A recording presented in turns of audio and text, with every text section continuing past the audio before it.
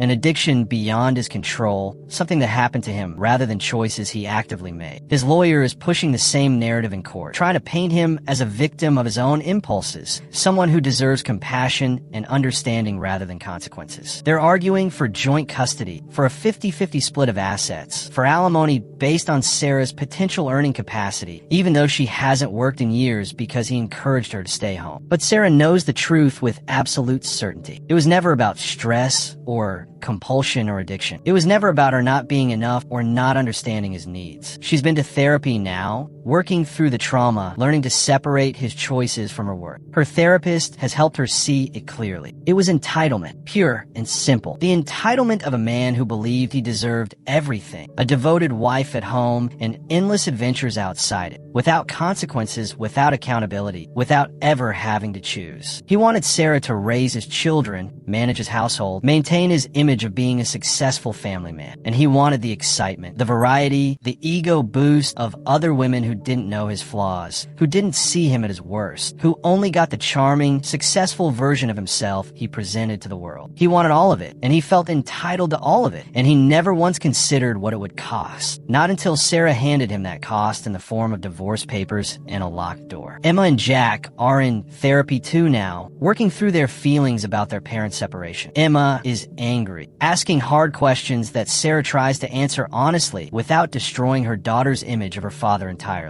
Jack is confused, missing his dad, not understanding why they can't all just be a family again. It breaks Sarah's heart every single day, but she's rebuilding. Slowly, painfully, but rebuilding. She started taking online courses, updating her skills, preparing to re-enter the workforce. She's reconnected with old friends, made new ones through a divorce support group. She's learning who she is outside of being Mark's wife, outside of being defined by her marriage. Some days are harder than others. Some days, she looks at her wedding photos and mourns the loss of who she thought they were. Some days, she's angry at herself for missing the signs, for being so trusting, for wasting 10 years on someone who didn't deserve her loyalty. But most days now, she wakes up and feels something she hasn't felt in years. Hope, the possibility of a future that's hers to define, not shaped by someone else's lies and limitations. Her lawyer says the divorce should be finalized within the next few months. Sarah is fighting for primary custody, for child support that actually reflects Mark's income, for her fair share of everything they built together. She's not backing down. She's not being the understanding, accommodating wife anymore. She's being the mother her children need, the advocate for herself she should have been all along. Last week, she ran into Brittany at a coffee shop. The other woman looked uncomfortable, guilty, like she wanted to disappear. Sarah could have made a scene, could have confronted her, said all the things she'd imagined saying. Instead, she looked Brittany in the eye and said, "Good luck. You're going to need it." Because Sarah knows now what Brittany will eventually learn. Mark doesn't change. He doesn't grow. He doesn't become a better person just because he's with someone new. He is who he is. Someone who takes what he wants, who lies without remorse, who will always believe he's entitled to more than he's willing to give. Brittany will discover that soon enough. Maybe she already has. Sarah doesn't care anymore. She's too busy building her new life, one honest moment at a time. A life where she doesn't have to question every word, doubt every explanation, wonder if the person sleeping next to her is really who he claims to be. A life where she's enough exactly as she is, where her worth isn't determined by someone else's ability to see it. The house feels different now, lighter, somehow despite everything. Sarah has started redecorating, changing things that were always Mark's preference, making it truly hers. She painted the bedroom a soft sage green, a color he would have hated. She bought new bedding, crisp white sheets that have never been touched by anyone but her. She rearranged the furniture, hung new art, planted flowers in the garden. She's creating a home for herself and her children. A real home, built on truth instead of lies, on strength instead of pretense. It's not the life she planned. It's not the fairy tale she thought she was living. But it's real, and it's hers, and every day it gets a little bit easier to breathe. If you enjoyed this story, like and subscribe for more true stories about resilience, betrayal, and the courage it takes to start over.